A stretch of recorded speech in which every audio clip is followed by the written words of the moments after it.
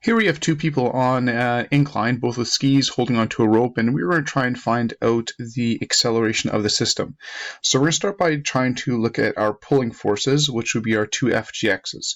So we are going to find the FGX for the person on the left, which of course is mg sine theta.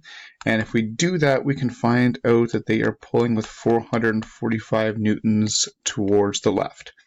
Now let's do the exact same thing for the 70 kilogram person. We'll find their FGX. So if we do the FGX for them, once again, mg sine theta. And if we do that, we know they are pulling with 343 newtons.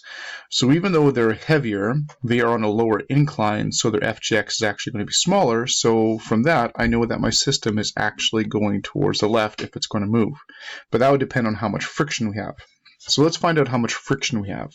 If we do friction for the person on the left, we will find out using the FGY,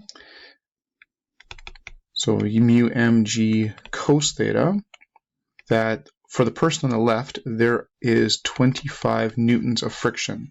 And I'll do the same thing for the person on the right, mu mg cos theta, and I find out that they have 71 newtons of friction. So now I'm going to put together my forces. Now the first thing I want to do is I want to put together my pulling forces. So I'm going to take my two pulling forces, which are my FGXs. So I've got the 445 on one side.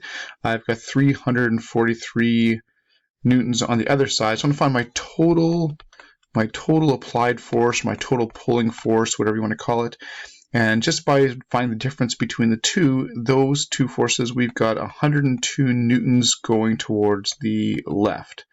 So now I'm going to take my frictions, and I'm going to try and put my frictions together. So I'm going to have my total force of friction. Now, both those frictions are on opposite sides, but they'll actually go in the same direction because they oppose the motion. If the motion of the system is towards the left, both of the frictions are going to go towards the right. So I'm going to put my two frictions together, which would be 96 newtons of friction altogether.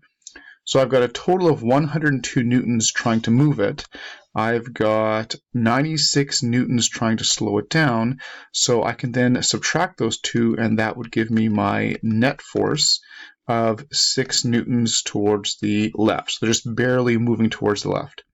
And then once I've got that, I can find the acceleration is going to be my net force, what my mass, and I'll use my total mass of the two guys put together. So that'd be 6 over 120, and I've got about 0.05 meters per second squared going towards the left, and that would be my acceleration.